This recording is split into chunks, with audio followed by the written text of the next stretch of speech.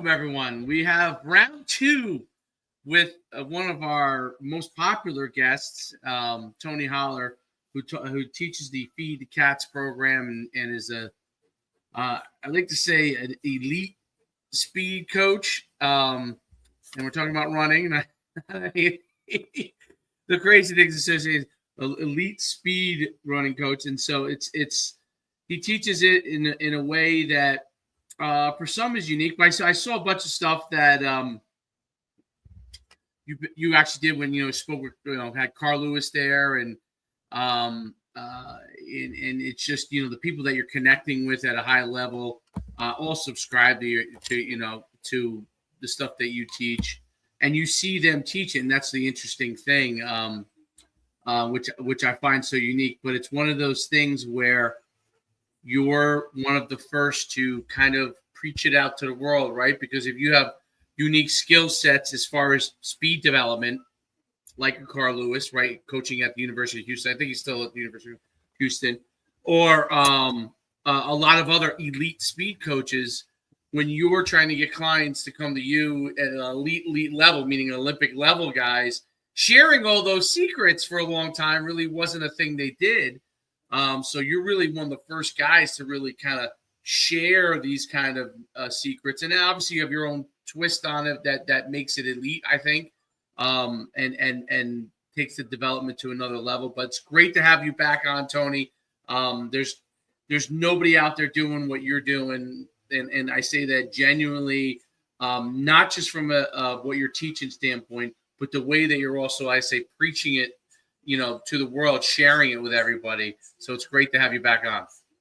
Well, yeah, thank you. And I think that's just my coaching background. My dad was a coach for 47 years. I taught chemistry for 38. I'm a teacher, and it's really cool in the twilight of my life getting to share teaching secrets and to coach coaches. I love that phrase, coach coaches, and that's what I get to do right now. It's so cool, the unique, and we talked about this on the previously before the show. You were talking briefly about how important it is to really do your speed development before the season, and we were talking about how you're obviously getting ready in a few more weeks to go into the actual track season, but how important this pre-time is to really develop speed. Talk a little bit about that. Yeah, well, we start today, and we don't start the actual track season until something like January 22nd or something like that. But this is a very important window because it's really hard to move the needle of speed during the season because you are so concerned with the health of your athletes. Health trumps everything. An unhealthy sprinter is a slow sprinter, or he's unavailable totally. So we cannot work 7 days a week, 2 hours a day and stay healthy. So we're so concerned with health.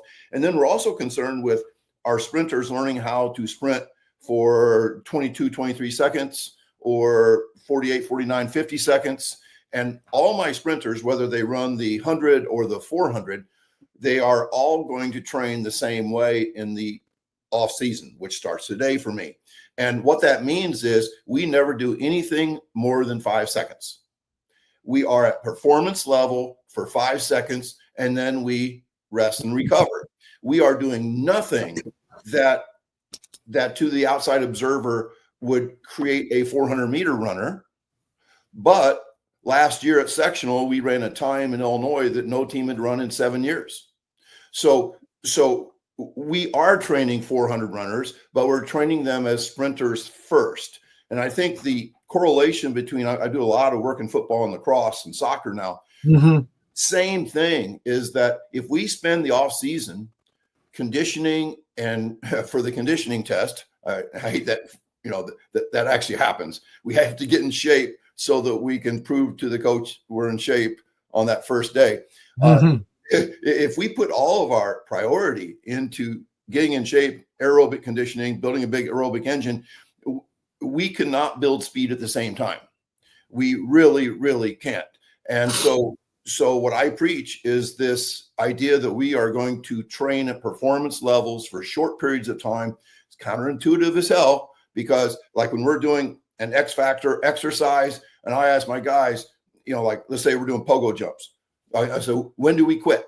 And they go, about 5 seconds. I go, yeah, that's a pretty good idea. And somebody says, well, actually, as soon as we feel a decline in our level of performance, like when we feel a hint of fatigue, we quit, which is totally contrary to everything that the three of us grew up with. No, when absolutely. we fatigue, that's when we got started. That's when you were, push through it, right? Continue, keep grinding. You got to go until you fail and all that other kind of stuff. Just so opposite of what we were coached to do all the way through. All the way through. And I think it is such a shared experience that when I talk like this to a room full of coaches, we are on common ground immediately. One of the first things you do as a speaker is to gain, gain acceptance, to get your audience to say yes. And so when I talk about my experiences with overtraining and constantly worrying about being in shape and not worrying about how fast and how explosive we can be, coaches lean in and say, that's my experience too.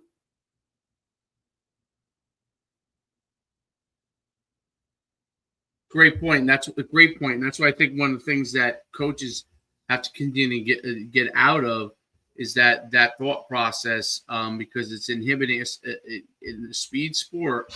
It's inhibiting how you're going to be able to get them to a peak level of performance. And your point is really, really, who does somebody want on their team? Do they want Tyreek Hill on their team to try and score touchdowns vertically down the field? Who can burst quickly for a very short time period, or do they want a cross-country runner to run wide receiver routes? Then obviously the answer is pretty solid. So then the question always is, it's like, why do you train for cross-country practice? It's funny because when you talk about those things, one of the things over the last couple of years, but I actually started doing in my team, and I know Derek's team as well is applying. The team he coaches is applying the Feed the Cats program in some capacity. I'll let him talk about that as well.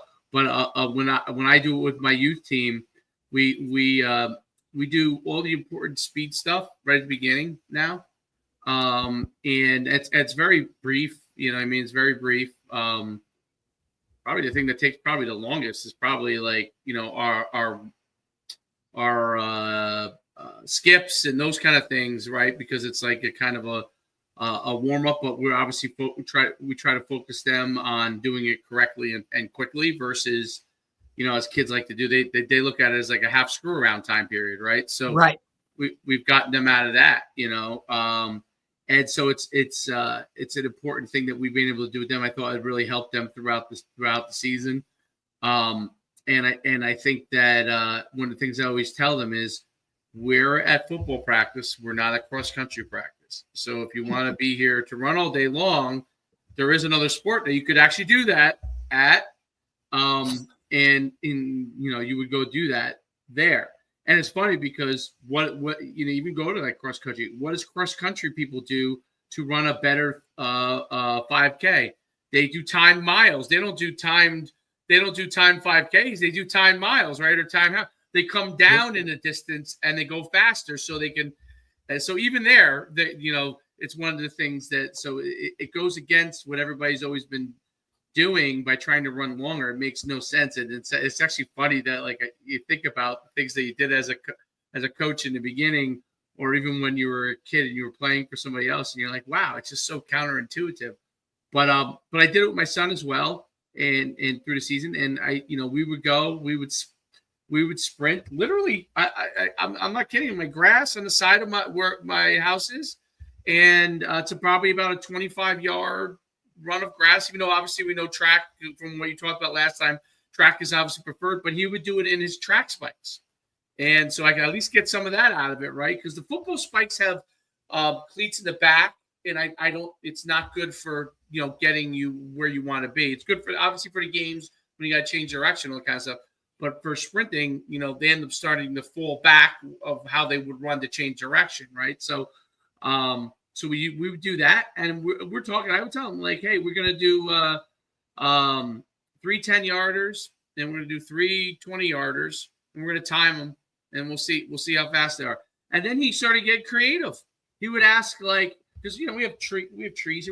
So basically we established, it's not exact, right? But we established this tree to that tree. Okay, what's your best time so we know from what tree to what tree, because that's obviously exact, how much what his best time is. So we have that tracked down. So he already knows like what his best time is from tree to tree.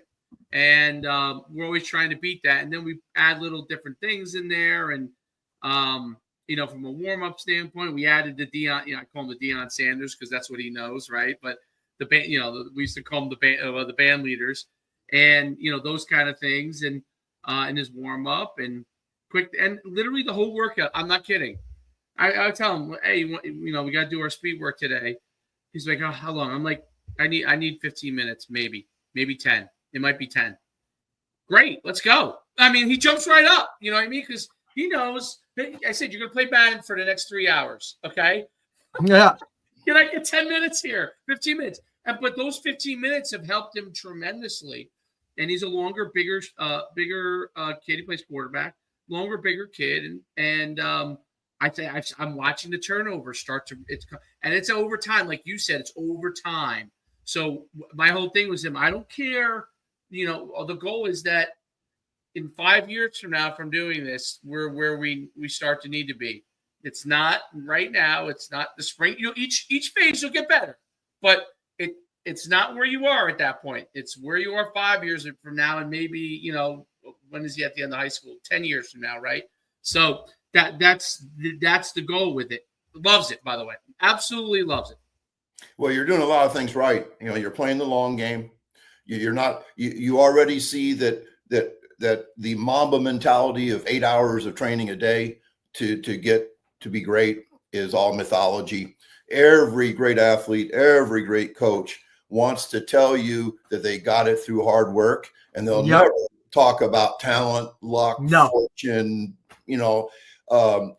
Every Kobe Bryant was tall, and he had a dad that was an NBA player, and he was like the greatest high school player of all time. So he had some advantages. Now I'm not saying he didn't work hard, but I'm telling you this, that if we base our training on the mythology of the great coaches and the great athletes, we are going to be wrong. But if you play the long game and you get kids to love what they are doing, there's an incredible thing that happens. My oldest son, just sent me a message today of his 7-year-old and 8-year-old boys making 100 shots out in the street. It's awesome. And after every 10, they wrote it down. Think about that. 7 and 8 years old, and they're already conditioning. Record, rank, and publish idea. And if you think about it, it turns into kind of like a game. That's Instead right. of work, 100%. You have to make it competitive, right? It has to be competitive. There has to be some type of winner, loser, some type of that's just how kids are programmed. Like competition. Look, we all did it too, right? Like a relay race was a lot better than running across standing on the line and just, hey, we got to go down and back, down and back. When you start to add that level of competition, now you can push it to another level. So correct. And I tell people, people wonder, like in our workouts, we record, rank, and publish everything. I put it on my website. I tweet out the link to the spreadsheet. And I tell our kids that 8 billion people in the world are checking their times every damn night. And obviously that's mythology. But the idea is that what we do matters and is significant. And I get the question once in a while, do you ever have like parents that are like objecting to their kids' performance being made public? Because like in chemistry, I could never publish test. Oh, hell no. No, we could never put that. Listen, the whole posting of a grade after a test went away a long time ago. And you're talking about and I come from the special education world, coach. So that's a whole different beast in itself. But those days are long gone of here's the grades. I'll post it outside the room. Let me know. No. And I found that my kids, I've not one time have I ever had a parent say, I want my kid taken off that list because it should not be public. This is private. Yep. And the kids that don't respond to that type of competitive stuff, I say, there's a place for you. You could go play in the band. And that's not being negative. And then somebody told me, hey, the band's competitive too, coach. And I go, well, maybe it is. I've never been in the band, but there's first chair, second chair. And so if we're not competitive as humans, I hate to say it, but I just think less of you, I think that it's competing comes naturally. It's funny. I do a podcast with Maria Conlon, who won 3 NCAA titles as a player with UConn women's team, and she talks about and it's the same kind of principle. She talks about when you shoot a basketball, like you said, it has to be purposeful. She was telling me a story, and I was like, you know what, like it's the whole philosophy is starting to catch on in multiple sports, right? Because I'm sure when she played originally, playing for Gino Ariam in the beginning, and she was telling me how Gino has changed so much and how he does things. But I'm sure he tortured them in the old days. You know what I mean? Now he's probably evolved his practice. But she was talking about how purposeful practice is the most important thing. Purposeful. So when you're shooting 3-pointers, it's not I took 500 shots of 500 3-point shots. It's how many did you make? Okay. And it's shooting a goal, having a goal and the purpose of shooting. So if you're going to shoot and you're going to try and make 23 pointers, that's what you're working to do. And then you get to that goal and you stop.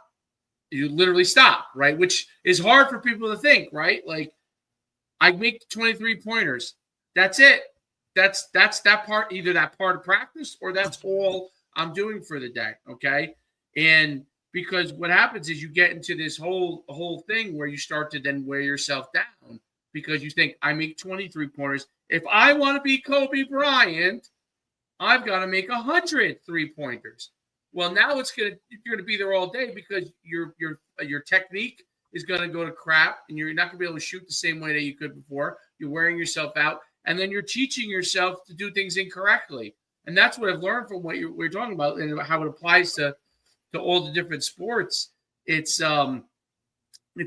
I mean, one of the things that Derek with the team he coaches, and I'll let you talk about that too. They have this it's like an iPhone basically that has like scouting plays on it, right? And it allows them to get a lot more plays in a very, very short period of time, which allows them to get better in much more short period of time, which allows those kids to not have to be at practice as much longer and perform better. It's all along those similar types of philosophy, right? Derek, talk a little bit more about that. The same thing. So what it basically is, it's called Go Route, and it's a company. It's great. It's basically what it is it's basically an iPhone. Right. And or like a mini template that literally goes right around your waist in practice. And it's basically the scout card of what you're doing. And all you have to do is look down and the coaches we upload all the plays and go. And it literally allows us to go that much faster, which now obviously cuts down on the amount of steps, all the stuff that we're doing. It's efficiency, over all of that quantity, where now we're getting through a lot more plays in a lot less time. Kids are out there a lot less, you know what I mean? And now physically, we've just seen it go. I mean, we're almost doubling in our amount of plays that we can run throughout that, while cutting down on their, you know what I mean, the having them to be out there for hours running around doing all this kind of stuff. It also allows us to know, like, hey, if one guy has to run this far on one play, well, now we can get another guy up ready to go, already looking down at the next play, ready to know what's going on to get in and go.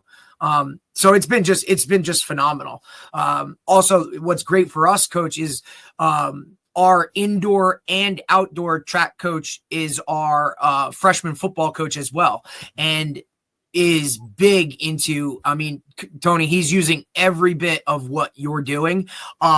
In terms of, all of that, all the feed the cat stuff, from the warm up to, the sprinting at the beginning of practice and then tapering off as we go. And it's really shown a lot of improvement from our guys. They've been healthier. They've been able to go faster and just perform at a better level through the entire process. But like we said, it's a year round thing, right? We're not just like scattering it in here. We're not doing it here. Like, we're fully diving into the culture. And I mean, he's seen his indoor and his outdoor come like from one season to the next, just like you're talking about an uptick that's been just phenomenal. And then for us, most of our guys run either indoor or outdoor. So you're having football guys kind of doing the same thing throughout the whole process. And now they're into it. And now when those guys come in from middle school, it's like, hey, this is how we do things. And, you know, after that initial, like, what? We don't, that's not, you know what I mean? And then it's like, okay, just buy in. And then when they start to see the improvements, now, okay, we're all in. And it's just been great for us. Yeah. As soon as, you know, data is so important really for two reasons. One is it really motivates athletes. When you run faster, jump higher, jump further, you lift heavier, all those things, you want buy-in, you better write it down. You better record, rank, and publish. That's how you gamify it, make it more fun, but it also motivates athletes. And then it also sells coaches that you're doing the right thing, you know, because you'll always have people on your staff that are going to think you're a communist or something. They think you're crazy. They're like, oh, you're crazy. Listen, I always say, like, they want to, like, you know, they want to ostracize you. Like, let me send you that island over there, buddy. Like, it's almost the lonely road to be great at something, though, isn't it? Like, you know, when you want to, I'm with you, coach. I'm with you, man. You're not going to convince the people on the other side unless you show them the data. When you show them the data, because we're going to measure meaningful things to make meaningful things more meaningful. And when we start to do that, our athletes get motivated. Our coaches that are on the other side of the political divide here will move over to our side. And the thing that when you were talking that is so important to me is it makes the coach's life better. 3-hour practices are a family killer.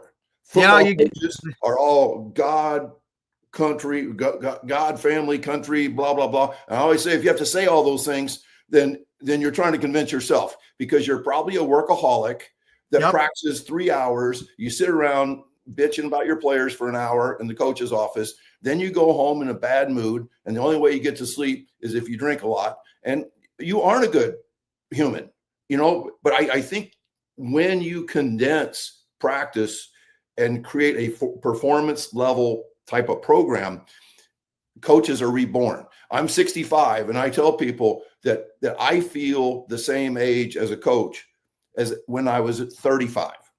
I feel that young, and I would not have felt that young if I was still coaching the way I did until I was 40. Correct. And I think what's also is, look, the young kids, what they feel, I mean, not even young kids, your players, they see right through you. They know if you're shot, if you're agitated, if you're in a good mood. Like, kids see right through all the bullshit. You know what I mean? Like, so if you're at not your top best as a coach every single day, right, then how can you expect your athletes to do that, right? Or how can they will reflect you, Derek. Those kids will reflect you. And guess what? You will reflect them. And that's what I said. Like, I've always said, like, you are a direct reflection, especially within football, right? Because guys, you know, look, you have your overall head coach, you have your coordinators and whatnot, but as a position coach, right, like where you're really with those 7 to 10 kids, like on the regular, they're a direct reflection of what you are as a coach. So if that guy's out there or if, look, maybe your guy isn't even like, you know, maybe he's not even a starter or whatever. If he's the guy that's screwing around on the sideline or the guy that's a problem in the classroom, well, to me as the position coach, like, that's on you, because you're supposed to set a certain standard, even within the team standard, that needs to be held accountable. And that's when I think, you know, you can really take your coaching to a different level, is when you're invested in your kids on that, you know, to that extreme, I guess you want to say, maybe, but like, if you care and you're about to bring it every single day, then your kids will start to bring it every single day.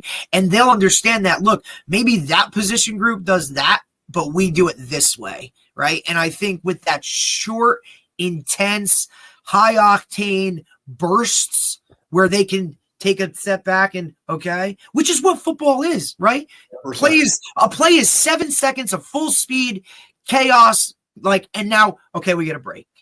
There's not many other sports that are like that, right? Think about basketball, you're up and down a court, soccer, you're up and down, lacrosse, football is 7 seconds of full speed break. So condition your athletes the proper way. And I think that you've seen that start to kind of come around a little bit more, but you still have these guys that don't believe it or that don't want to do it. And then when you show them the numbers, there's always that one guy that's like, well, buddy, just look at the numbers here and see how your athletes are increasing and not getting injured and doing all the things with, okay, maybe this is a little different, but look at the data itself. And like you said, data is what proves it. Yeah, the GPS data that's coming out now, we're starting to learn why Feed the Cats or sprint-based football teams are so healthy. And healthy means fast. Like if you're unhealthy, you're slow. I think speed is a great barometer of health. And these healthy teams that are winning, we're starting to look at like a GPS data, and almost everything we see is like 90% of all football injuries are the direct result of load. Yeah. Load management. And you think, oh, maybe that's why pitchers are on pitch counts. Oh, that's maybe why Popovich got 19 years out of Tim Duncan because they sat him down in the back-to-back nights sometimes. And Popovich got into big trouble doing that. Oh, that's maybe why like almost every NFL team rotates defensive linemen now. What do you want to do? Do you want to run them to death like cross-country guys so they can play every play at half speed? Or do you want them full speed, big and fast and violent and enthusiastic, and they sit out every other play? So that load management will make them play better and they'll stay healthier. And I just think with everything, I mean, I feel so strongly about it, I almost get preachy sometimes, and I need to back preach, Coach, preach. I need to back that down because people don't like to be preached at. But I'll give you a couple like real life examples. So I coach in a youth football program, a team system that we have a 9U, 10U, 11U, 12U, and 14U. The only team without a major injury was our team. Now, some of it could be luck, obviously, but I see all these teams running the guys around the field over and over and over again. And we never do any of that, ever. Like, there's no sitting there straight.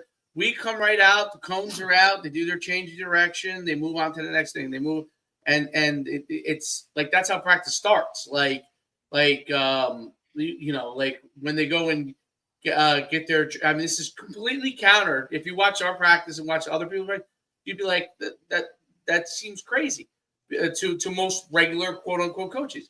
Because when they go get a drink, we don't even like most coaches go get a drink. Don't say anything. We don't care what they do until we're ready for them to come back.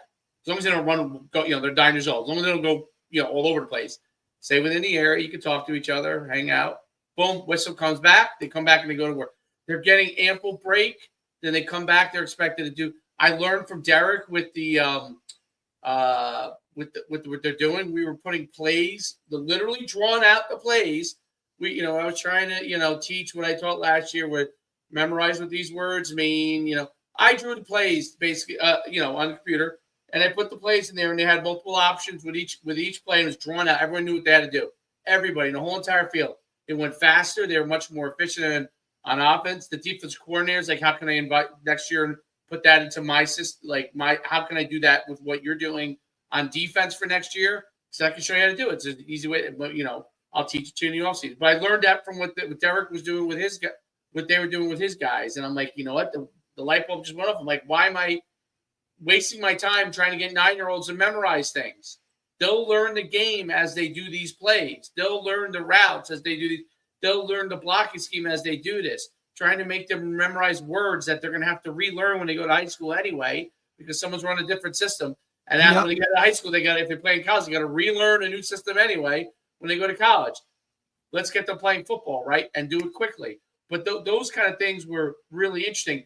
And in college, the most surprising team in the country is Indiana, right? They're 10-0.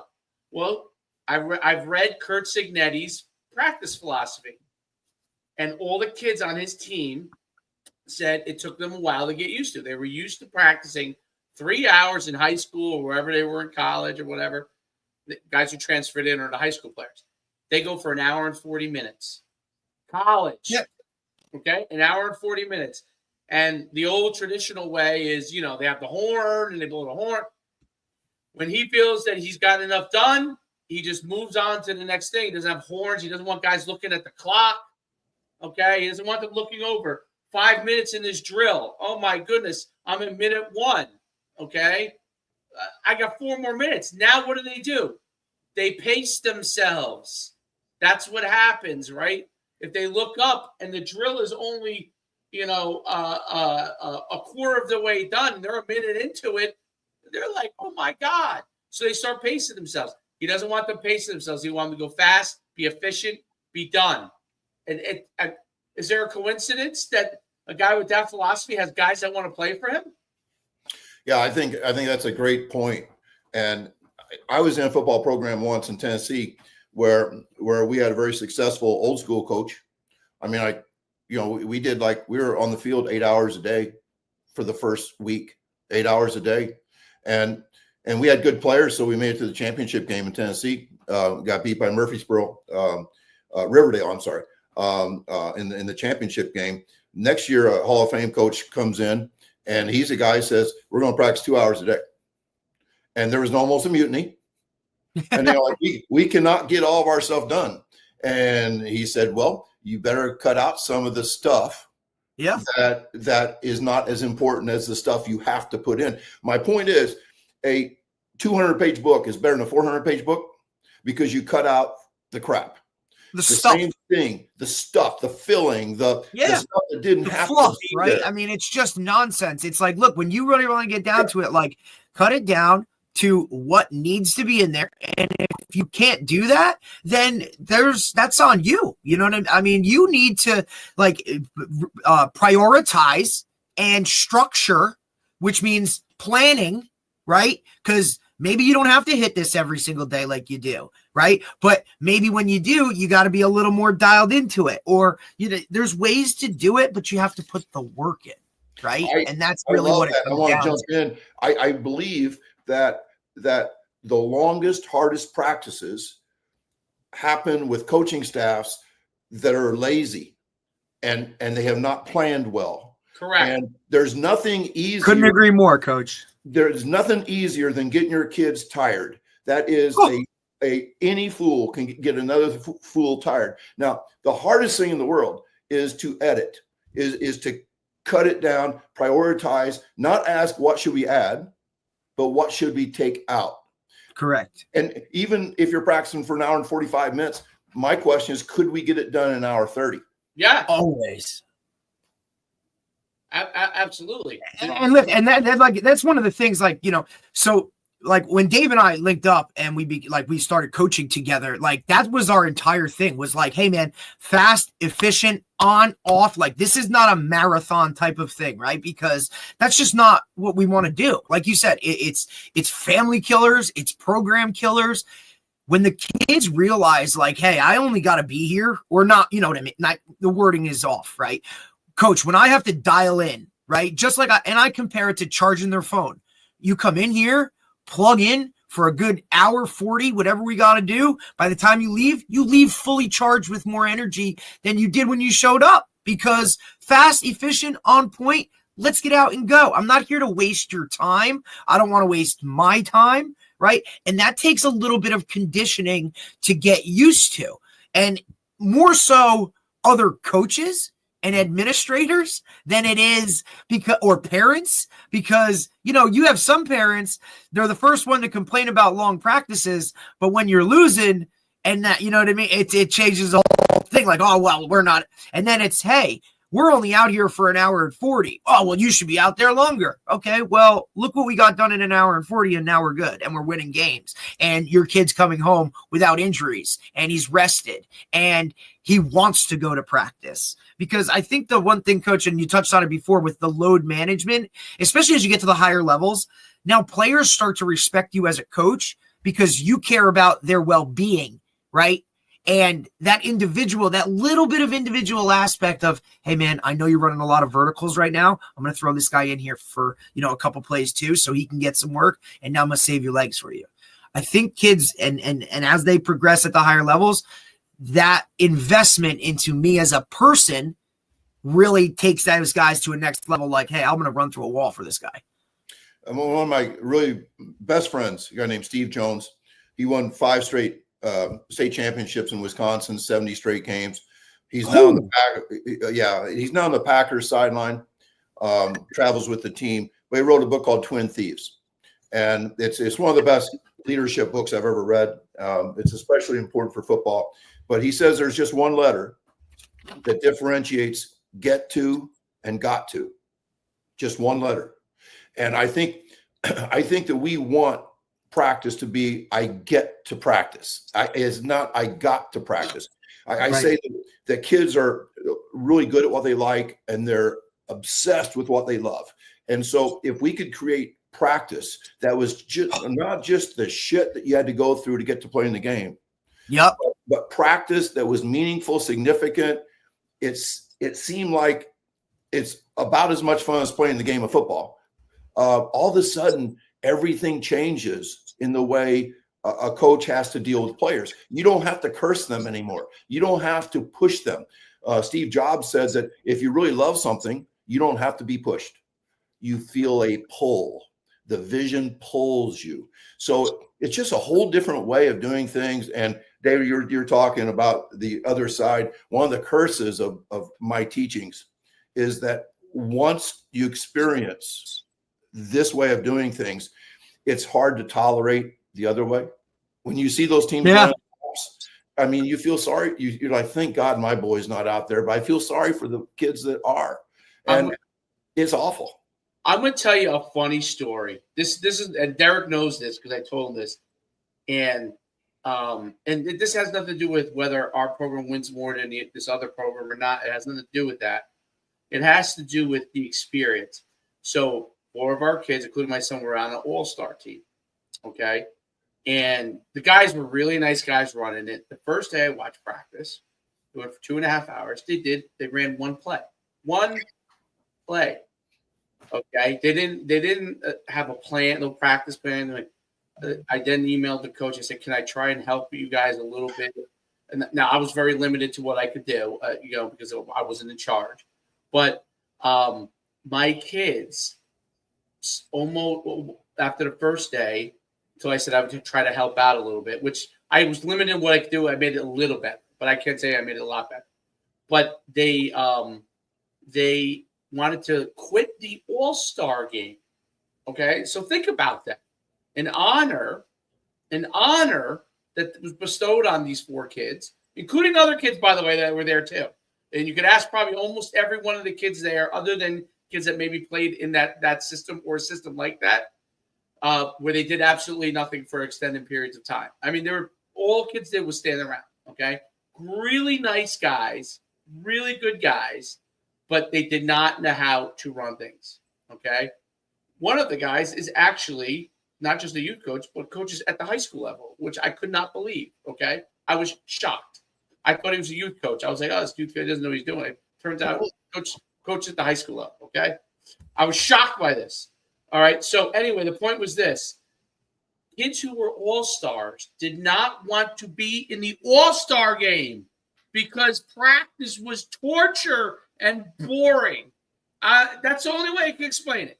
Torture. It wasn't like they ran around. Like, he really didn't run them or anything that much because it's all. But torture meaning they had to stand there, do nothing 3/4 of the time, and boring. Okay, and I could tell you the highlight of their practices when they were out, because they were standing around doing nothing 3/4 of the time, talking to me, and we were just having kind of conversations. Just think about that. I'm coaching and I'm having conversations with my kids while practice is going on. I mean, think of how poor that is, right? So now it's you. In all fairness, guys are volunteers. They don't really understand. But my whole thing is that more guys have to be able to do what you're doing, trying to teach these guys so they can understand. The most important thing is planning your practice about what you want to do. I don't care what it is you want to do. I could care less. If you want them to do 10 jumping jacks and then do handoffs, make it efficient and fast. I don't care what it, you know what I mean? Obviously, the better you are at teaching things, the better your system for what you want to run, the better your team will do. But plan. The problem guys don't have in every sport, including track and field. I used to laugh at this. There would be guys that would coach track and field. What's your plan for practice? Oh, I'll figure it out when I get to the track. What? Like when I was a jumps coach, I knew what we were going to do. And I was probably, this goes back about, I haven't coached track since 2007 or 6. But I knew what I wanted to do. I had a plan for what it was. And we were at it. We were done. This is long before Feed the Cats. I had no idea that I was doing this correctly. I just had no attention span, okay? So it was really more of that. I just zero attention span, zero desire to stay there all day long and practice, okay? You're a cat. You're a cat. You're a cat. Zero. And that's how I kind of was as an athlete. I'm sure Derek was like that as an athlete, right? Probably why you rejected playing quarterback over time, because you just wanted to go out there and get the ball, right? Because all the meticulous part that took forever, the way he was teaching. But anyway, the point is that I realized that you had to make sure they wanted to come to jumps practice. I was the jumps coach. Like, it wasn't like the same exact glory that you got from running the 100-meter dash, okay? Even though I was also the sprints coach, I could get them there for the short sprint stuff because we do block starts and it was quick also. But they knew they would get the jumps. Like, sometimes you had a bad day and you didn't hit your mark, So there were things that frustrated some people. But we made it so quick and efficient and like just focused on what we had to do, and we got out there. I would be walking out. I'm not kidding. Practice would start at 3. After we did our warm-up with the team, quote unquote. And my father was the head coach, by the way. He was old school at the time. And it's funny because he now evolved. He doesn't do any of that stuff now. But and he's 85. But we used to do jumping. We used to do all the stretches. The warm-up took longer than my whole entire jump practice. My jump practice might have been 30 minutes. Might have been. Maybe less. Okay, our warm-up took 30 minutes. So I was gone at 4 o'clock. I'd be walking out, and my father would be like, "You guys are done?" He's like, "I hope they jump well." I'm like, "They will jump well." I had, 2 guys. At one time, I had 5 guys over 21 feet in the long jump. Okay, wow. And they were good. They were good athletes. They were good athletes. They had to be good athletes, obviously, really. But they liked doing jumps practice. I had so many kids that wanted to jump. There were kids that wanted to jump, obviously, for some of them, just because practice was over at 4. So they had a good time. I'm not kidding. I want to be a jumper. I said, "Well, why do you be a jumper?" "Well, I heard your practice is quick and it's fun." Literally, these kids had no chance of placing ever. But they wanted to do it. They wanted to be. That's why they wanted to be. They're on the track team. They need a sport, and they were like, "I'm going to go do this. If this is going to be my activity, and it'll be fun." And they had a great time. And I didn't know all that kind of stuff back then. I definitely was doing it because I had ADD as far as my style of coaching, but it really turns out that most kids feel the same way that I felt about sports. I want to play. If you're running sprints, you want to see how fast you are. That's it. And I think that's what makes football difficult too, right? Is because you practice way more than you play and you train for way longer. And if you really think about it, you get an opportunity once a week for 2.5, 3 hours to play in a game. And if you're a certain type of player, you don't even really you only get to play maybe one side or maybe just a couple plays. Like when you really cut it down to the nitty gritty football, you do not play a lot at all. So this stuff needs to be enjoyable. There needs to be a competitive edge to absolutely everything. And otherwise, you're not going to get full buy-in, and you sure as hell aren't going to get everything you can out of that player, person, whatever you need. It has to be, you have to do something to make it that way. I think we owe that to kids, guys. 100%. They have one chance to go through it. I really feel sorry for the football-only kids. They play, some of them play 9 games all year long. That's it. The other 356 days is like training and practice. So if training sucks, but it's the the suck that we have to go through to get to play in the games, I don't want 98% of my kids' life to be miserable. No. I want them to have the best chance to be athletic and to have a chance to play good football. And even if they're not great players, at least let them feel the nature of the game in practice. 100%. Talk about too. So you have the model, like the different components that you have broken up into your training model, and which has includes the meets, includes or slash games, and then it has the different elements to the training. To talk about that a little bit. Well, I say that I teach a way to cook, and the recipe has to evolve. If Feed the Cats was the end point, I could be called a charlatan, like a guy selling snake oil or something like that. Mm-hmm. But instead, I'm coaching the parameters. I'm coaching the mindset, the way to cook. And as we could all get a recipe. If we got a recipe from our great grandmother that made the best spaghetti sauce in the world, it would never taste as good as hers, because she knew how to cook and we don't. She knew the nuance of the ins and outs. And so it's interesting. I just heard the guy that has probably publicized sprint-based football more than anybody, Brad Dixon. They were ahead in the second round of the playoffs, 40-0 at halftime, totally dominated their opponent. And he texted me yesterday and said, "I didn't tell you, but we didn't wear pads all week." Like, what? You didn't wear pads all week? No, right. We didn't wear pads all week. To a football coach, that's like, you know what I mean? That's unbelievable. And they went out and they were up 40-0 in a second round playoff game at halftime. And then another coach who was in the playoffs asked me about a weekly schedule for, once again, in Illinois, last week we were in the second round of the playoffs. And he said, "What would you do? In terms of," I said, "Well, I would train speed twice." Remember, when you make speed the priority, it doesn't mean it's the majority.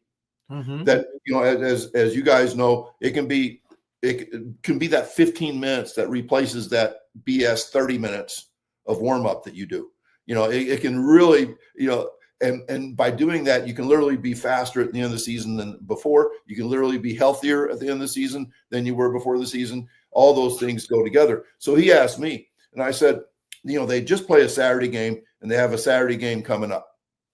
And it may have shocked him, but he basically had Monday through Friday to take care of.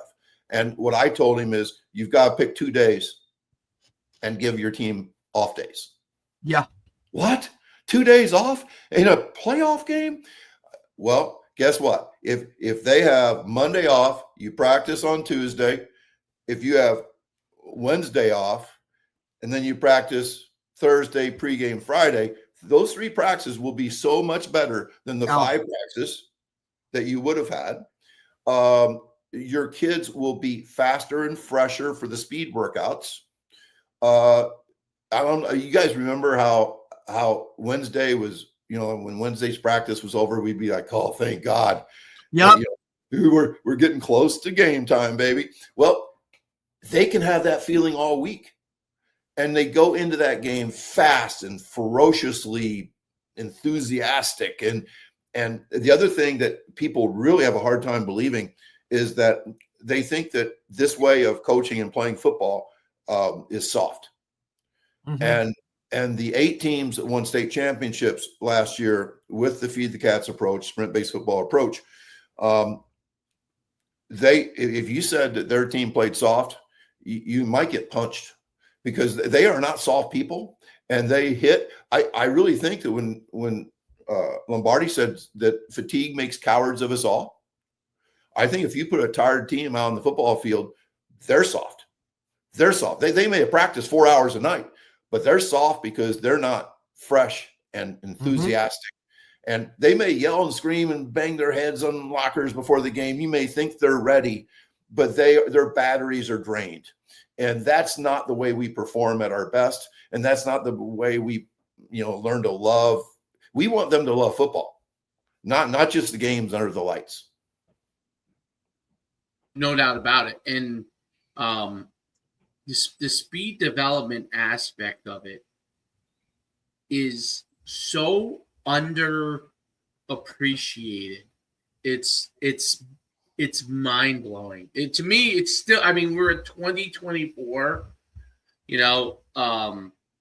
and coaches over and over again in football, college, tell the high school coaches exactly who they're recruiting, what kind of guy they're recruiting. A fast athlete. They tell them over and over and over again. And I'm not look.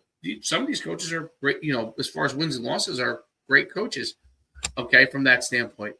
But the ones who don't understand that is the whole key are the kids are not going to get – and parents don't – parents tell me this all the time in recruiting, and I feel bad telling them this, but it's the truth. You're really good. This is what your 40 time is. They're going to go find a guy, at minimum, that is that good, that has a faster 40 time.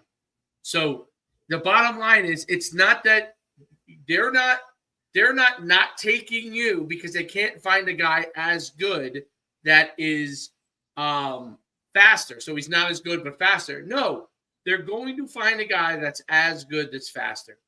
It has changed recruiting. It is no longer. I had this discussion with a couple of parents this weekend, and they when you talk to them, when you tell them, they do understand it. But most people are not telling them this.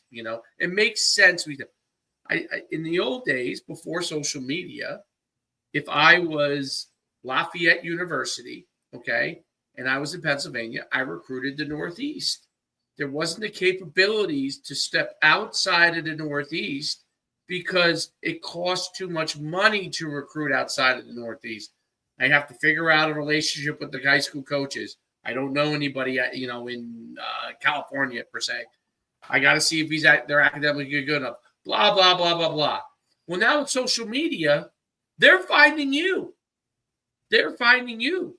As highly recruit, as much as the kids all want to go to Oregon or Miami or Ohio State, just as many kids, because parents want kids to get good education, are now trying to be football players at Princeton and Lafayette. And I tell parents so, because I'm good friends with the Princeton coach. I'm friendly with the Harvard coach. I'm talking about the head coach. And they tell me they are getting kids that they've never, ever had want to come to their university because social media has allowed them to be able to easily reach out to them, and it's easily for them to reach out. So it makes speed even more a premium. No matter what level you're going to, I can go, and if I'm not happy with the recruit guy I have on my board, I can make an active thing to go find somebody else around the country that does what this guy does, but faster. And that's. I was going to capitalize on one part. Yeah, go ahead. No, go ahead. Yeah. Everybody thinks it's the wide receiver that needs to be fast. I would argue every single position. If you watch the game last night, which is an amazing second half last night, with the Lions coming back, and Penny Sewell is one of the best offensive tackles in the league, and they can really highlighting this guy. And obviously, his size is. They're always 6'5" or 6'6", always. If you're 6'3", you're too short. They're always 315 to 330. If you're 290, you're too light. If you're 280, you're too heavy. So among good players that fit into that size category, Sewell runs a 4'8". He runs a 4'8". Guess what happens if there's a guy that has just as good of tape, just as good of, like good blocks and, blah, blah, blah, but he runs a 5'5". He doesn't even get drafted. Nope. And you guys know, you guys have been around the bigs before.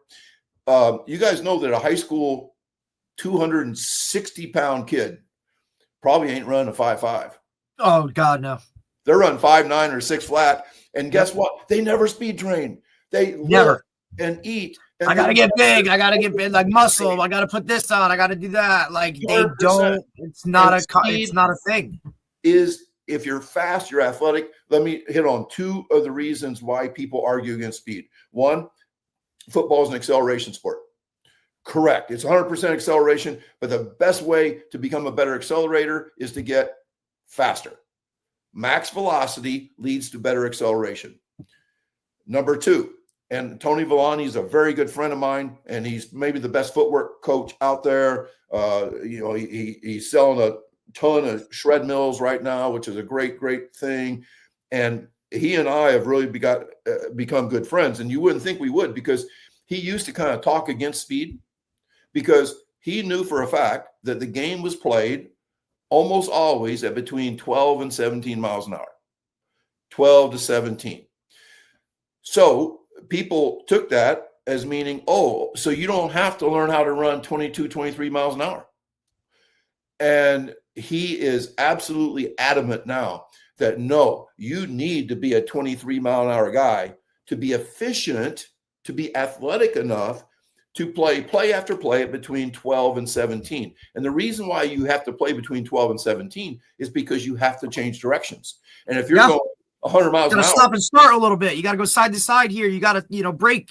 Yeah, you can't turn right if you're going 100 miles an hour. You just can't do it. You have to slow your car down to 30 in order to make a right-hand turn. Well, so football is played at very controlled speeds, but the ceiling of speed is still really important. And slow people just do not play football very well.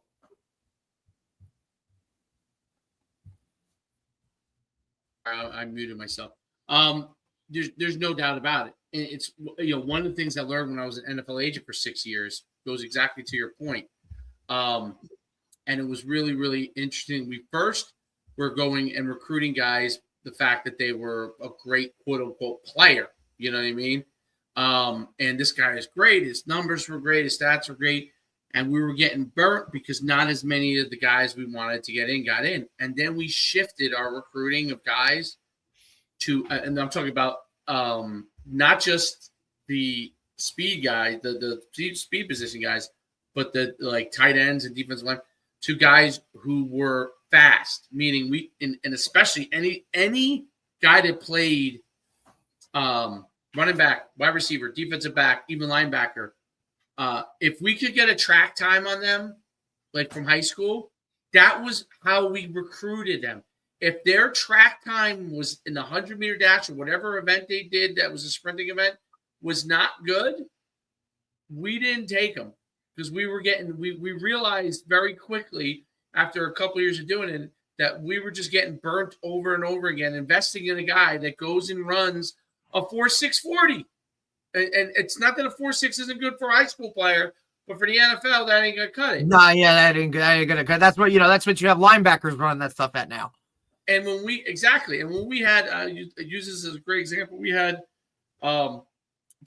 Trey Edmonds, whose brothers were both first round picks after him, but we had Trey Edmonds, and Trey Edmonds had a lot of injuries in his career. He had a great freshman year at Virginia Tech, but then he was hurt. He transferred to Maryland. Did decently well, but got hurt his senior year. Okay. We saw his track times.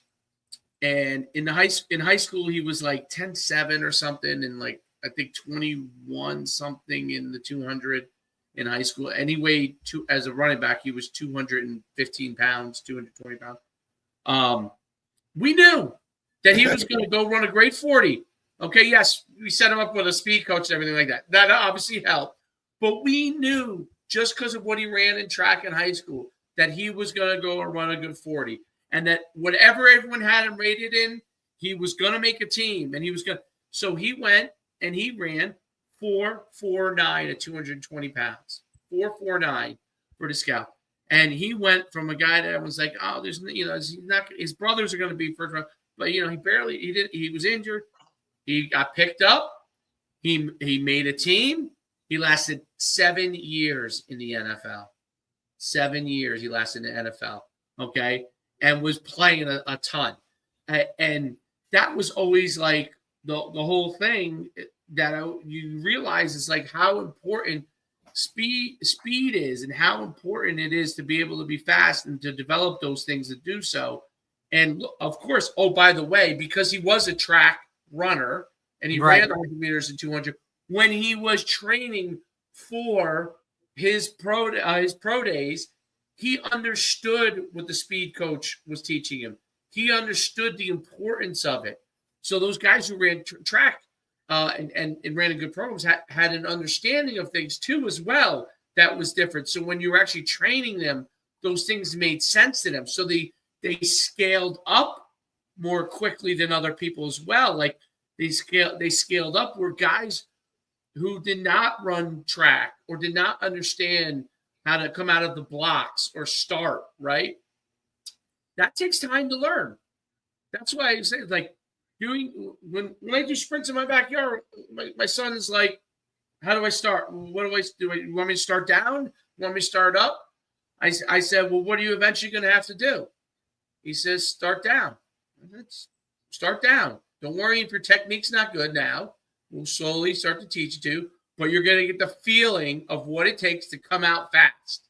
And once you learn that feeling, then you'll get better and better at your starting technique. You'll learn how to drive off your front foot. You'll learn how to punch through better with the back. You'll learn all those kind of things that will help you be more explosive over time, right? So even though you're starting down now and you're just learning it, you're not generating the speed you'd like to, you start to feel these are things that especially kids who are decent athletes, they figure things out. We underestimate what a kid can figure out. Absolutely.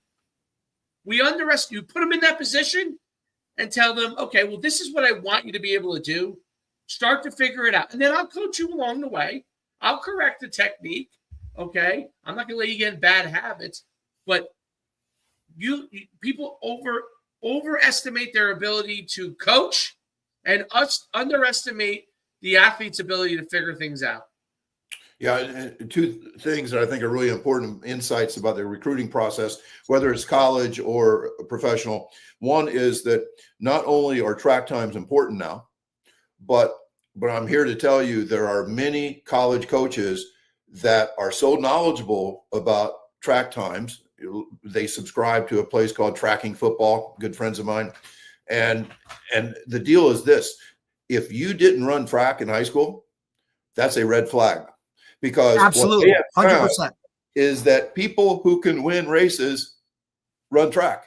It is just absolutely never happens that your fastest guy just wants to lift all spring.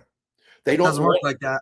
No. So if you did not throw the shot, throw the discus, long jump, triple jump, high jump, run the sprints, run the relays. If you did not find an event that you were dominant in, you are probably not a dominant athlete. So that's really important. Here's another insight.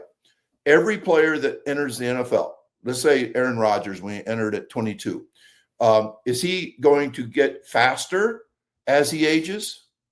The answer is no. You are going to fight aging from the time that you get into the NFL. So what they found is this: people who enter the NFL slow get slower, and they don't stay in the NFL long. No. Whereas if you enter as Penny Sewell or Tristan Wirfs or any of the best tackles, they're running 4.8 or 4.9 in the 40 at a weight of 320 pounds, and they're multi-sport athletes in high school and all that kind of stuff. Those guys will probably last 10 to 15 years. The slow guy who came in same size, pretty good player, he's out in 3 because he's an old man at 25, and it's all because of speed. When I watch Aaron Rodgers play yesterday, he got caught by a 320-pound lineman. Like Aaron would have lost the 100 meters to this guy by 20 meters. I mean, this guy is so much faster, easily. But when Aaron entered, nobody caught him from behind because he was just faster. We cannot be as fast at 40 as we were at 22. But if we speed train, which I'm not sure he does, I'm not sure if any of the NFL guys do as they get older because they're afraid of injury or something. At least if we speed train, we we hold down that decline, that loss of speed.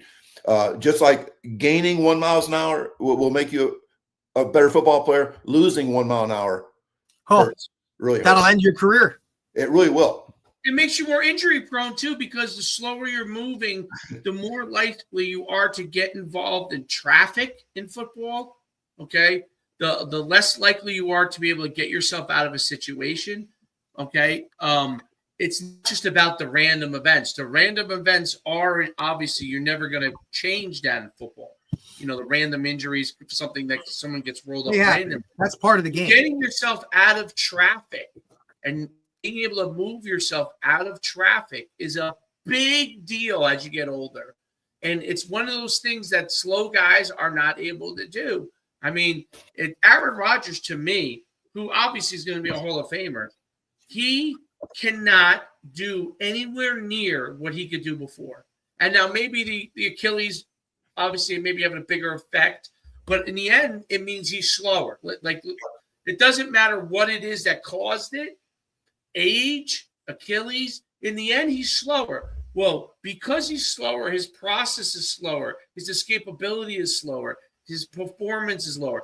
So even though his release is almost just as quick as it used to be, it doesn't matter because everything else is slower.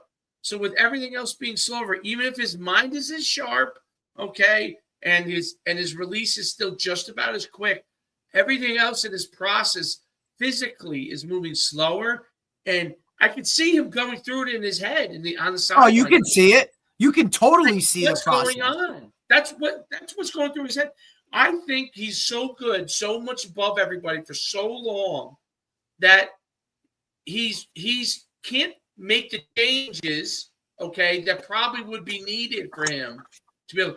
The only guy in the history of football that really never had to move that process along that much was because he was legitimately the slowest person to never move, which was Tom Brady. So he was really stuck in mud all the time, and it was basically whether you can get to him or you couldn't. You know what? Brady got faster. Hell yeah, he did.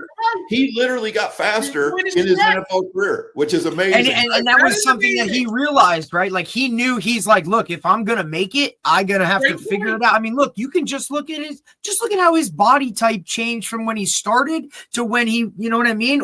And how much he vested in himself to do those types of things. And he bought into all of it. And whatever it took to, like, I gotta get to this level to stay where I'm at, and then continue to trend this way, like I'm gonna do it. And kudos to those guys. Conflict too, right? That was the conflict he had with Belichick. Well, and also these guys, like, these guys are willing to kind of do their thing, right? Yeah, he went to his own training guy, which he obviously felt was better, was elongating his career, right? Correct. With whatever he was doing, which is probably a version of what Tony's talking about. You know what I mean? The way he was trained, it's some version of that, right? That was the conflict. Belichick is from the old school, like, hey, we got to do it this way, we got to do that. You know what I mean? And look, I understand where guys, their training stuff comes into it, but if you're telling me that, like, I can improve my longevity, which ultimately, like, is going to keep me in the league and make me a lot more money, like, then I'm going to do it. You look at some of these guys like LeBron and Derrick Henry who spend all this money on their bodies and things like that. Like, yeah, like I'm making a check, and like some of this is going to go into continuing to make that check. So yes, I need to invest in myself and my body and my training and all this other kind of stuff, like, because longevity is the key to it all, especially in football where, man, 3 years, hopefully you're still in the league in 3 years. That's why Saquon Barkley called me at the end of February last year. He says, I feel like I've lost a step. I'm injured too much. Yeah. And he wanted to know what to add to his workouts. And I talked about subtraction, of course. And yeah, I've never seen Saquon ever look faster, younger. He looks great. Leaner. Faster, younger, leaner. That speed may be the tide that lifts all boats. We've kind of we talked about it. But it's also the fountain of youth. And And I think that Derrick Henry's another guy. Oh. I guarantee. My wife asked me yesterday, "Don't they speed test these guys?" And I go, "No." If it's in their contract. No. Well, once they're done with that combine. Yeah, they're never running at 40 again. I would be shocked to see how many veterans actually have run a 40 since, or track the measurables. Like, how many times have you done your combine stuff? You know, because you don't go into training camp anymore and say, all right, you know, we're testing today. What's your max this? What's your this? What's your time?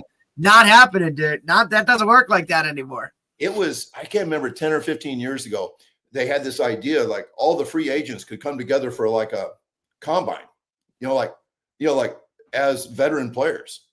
They did that one time and no player ever went back because there were some fullbacks like were running 5.2. I mean, I mean, think about some of these guys, right? Like once you get that second contract, like, you know what I mean? Like there aren't many people that continue to stay hungry or to you know what I mean? Like that doesn't happen like that. And now you're paying this guy all this money and I'm running a faster 40 and I'm more in shape and I'm ready to bring it. And like, how do you justify that? That's a GM. That's an HR move. Yeah. And David Montgomery is another guy I have personal information about because he trained with Chris Corfist. And it was right before his contract year with the Bears that he got together with my business partner and he got David was running 20.9 miles an hour top speed. He's never been real fast. I think he ran 4.67 at the combine, and Chris in 8 weeks got him from 20.9 to 22.1. And the guy was so smart, marketing genius. He went to every Chicago TV station saying that if he could run the 40 over again at the combine, he'd run a 4.4 because he'd been working with the world's greatest speed coach, blah, blah, blah. And guess what? He hit like 20.9 on a run the next year wearing 12 pounds of pads. And that used to be a ceiling when he was wearing like track stuff. And right. So because of that, if you watch David Montgomery now, he looks every bit as fast or faster than he did as a rookie. Hell yeah. Once again, like speed is not set. You can gain a mile an hour or you can lose, and it really makes a difference. No doubt about it. It's funny when I talk to coaches when I'm going to bring kids to places and I ask them about what they do. I want to know that they're not just trying to bury the kids, like right. And then I'm going to go watch. And if I see that they do that, just my whole thing. Because we've seen it, right, Dave? How many times do we look at these trainers? We do it exactly all the time. I'm not going to get mad at you if my kid doesn't come out of here like I want him. Yeah, that's not. Yeah, I don't want him to have a heart attack. Okay, I want him to get better, and that's like the most important thing. It's tough to get it through.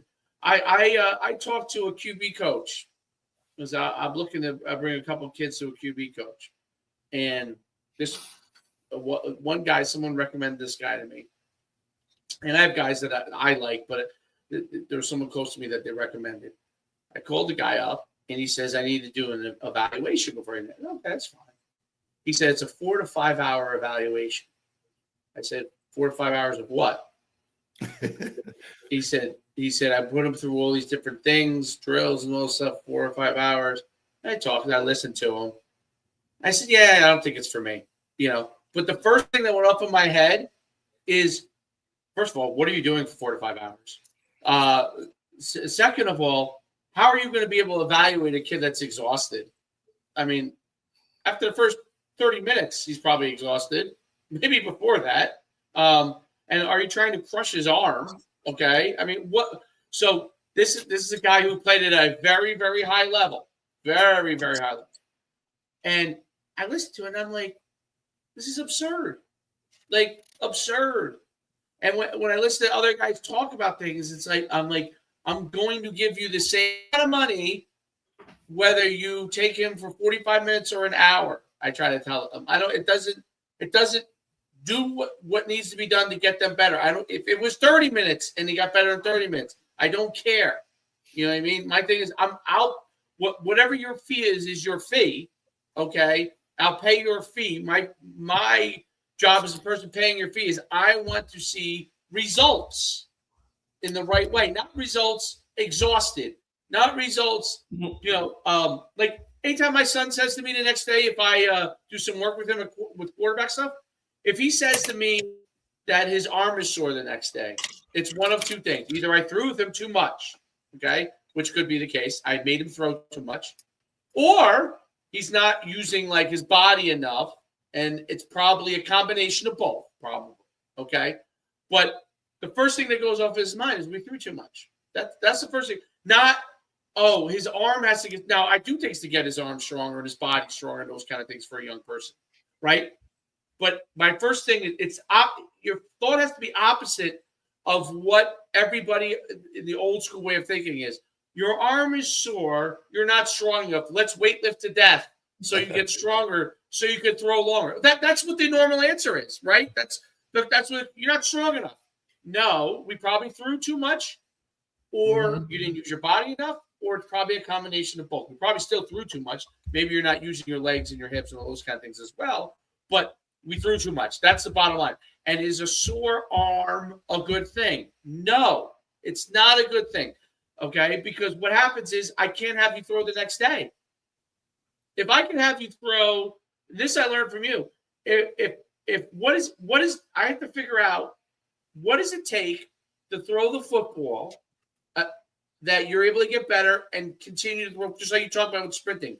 If I could keep them doing something each day and they're not getting sore and they're able to continue to develop, in the long run, they're going to get a lot better. Same thing with throwing a football, right? And it's the same exact thing. If I can throw day 2 and day 3 and day 4 and day 5, I'll actually have more throws after 5 days than it would if I threw them a million times day 1 and he can't throw. Can't throw.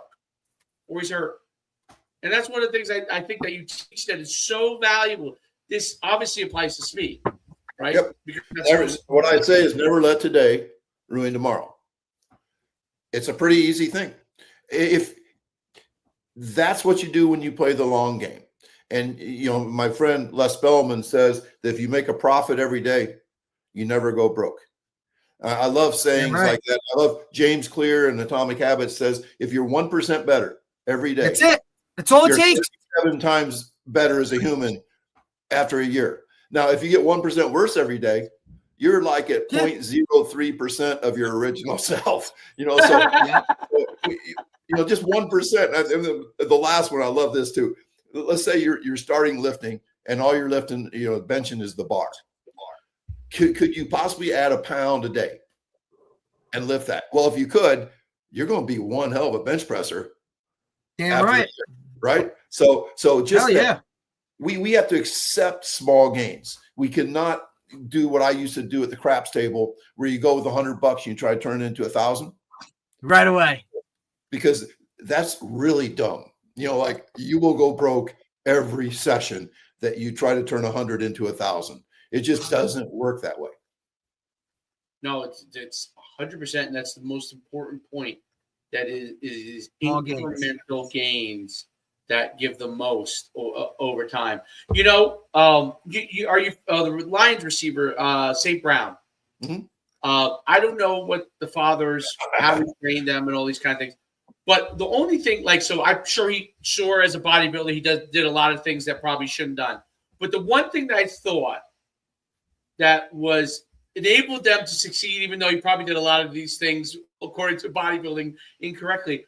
The one thing I thought was the right thing right from the get-go of all the stuff he said, some stuff like, But the thing he said that was great was he said, I started them when they were 5 years old, and I started them. It was a piece-by-piece process. Now, as a former bodybuilder training people, I'm sure he made a lot of mistakes in the style of doing it. But the thing that he nailed was starting that process and doing a little bit at a time as he was building them up. He was thinking about what for him was the end goal. I don't think his end goal was 10 years in the NFL for them. I think his end goal was to get them to the NFL, right? And then from there, they will do what they need, whatever they think is best, right, as adults. But that incremental, it stood out to me when he talked about that. And his thing in learning was the same thing. When his wife was the one that teaches them. His wife is German, and she was responsible for the learning part. And she taught them one by one different languages incrementally from the time they're very little. They speak 5 languages, these kids, right? So they probably made a million mistakes, because I'm sure as a bodybuilder, he probably trained them to death at times and all those kind of things.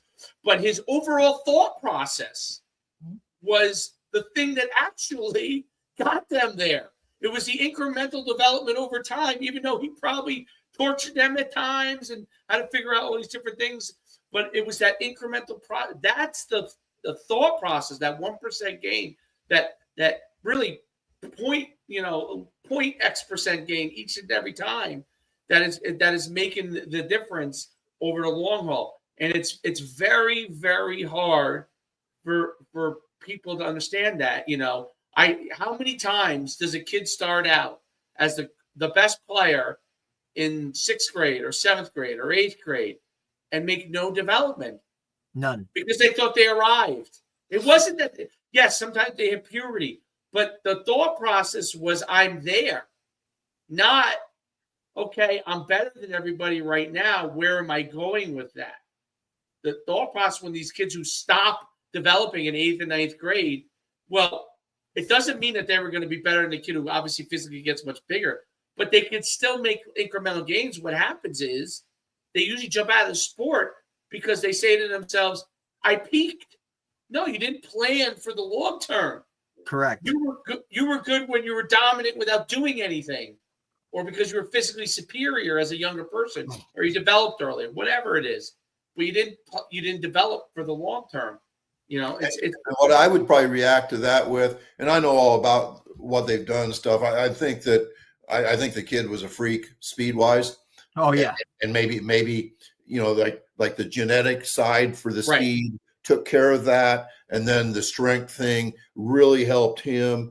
And I have a feeling like maybe one of the best things they did, along with that incremental 1% a day type of thing, is that he probably fell in love with work. He fell in love with training, the process. Yes, and I sometimes make fun of trust the process, because I think a lot of bad process coaches use that as a crutch. Something bad. Believe in me, all this work we're doing is going to pay off. Well, it gives them time to not plan for the future, right? It gives them that window of mediocrity, or where they can just kind of just play around and be like, yeah, just trust me. Meanwhile, they're still trying to figure it out. That's exactly. I get it. Sorry, I don't mean that. I do think that that we can fall in love with the process or the training that is required, but I think that then as coaches, we have to create a process, a system of training that's lovable, and I think that's one of our keys. Absolutely, and adapting that into the sense that not every kid is going to be like St. Brown, who you probably think will fall in love with the process, right? Is around it. The fathers obviously love working. There's some sort of genetic enjoyment for the actual training. When both of the sons are in the NFL, right. They obviously, as genetics play a role, role, but something else clicked. Right, working out was something they enjoyed. It was a family thing, right? So not everybody is like that, and to be able, you're right, to build that enjoyment into it is an important thing. No, it's absolutely phenomenal. 100%. I'm curious, and kind of because I don't want to hold you up. As far as how you're continuing to spread the message, because I see you with Carl Lewis, I see you talk about all the different things you're doing to continue to spread the message. Well, I have a book coming out later next spring. I've been 99% done with it for about 6 weeks now, and I'm probably going to just have to send it off. I was given a nice advance for it, so it's going to have to happen. So that's cool. And then we run a clinic on December 6th and 7th. That is the most unique clinic, I think, in the nation, called the Track Football Consortium, where we have like 1/3 football coaches, 1/3 track coaches, and 1/3 like S&C type people. And it's pretty cool that anybody that comes, you only get to see 9 live sessions, but we have 27 sessions. So everybody that pays the $199 gets 27 hours of video from really good people like Dan Casey, who's just a brilliant football mind. Yeah. Brian Kula that trains McCaffrey and the heptathlete Anna Hall. We have Les Spellman coming in. We have Chris Corfist, myself. We have several sprint-based football coaches. We have 3 state championship track coaches from last spring coming in from different states. So anyway, it's a really diverse thing. And we talk about living in your silo. This helps you to get out of your silo, like to get away from, like the people who just echo everything you say. Yeah. Yep. So the repeaters. Yes. And so this is our 21st track football consortium. And it's been just a huge thing. That's where Carl Lewis spoke several years ago. Stu McMillan spoke. We've had great people, but then also we are doing a sprint-based football clinic, just like we did in Dallas last June.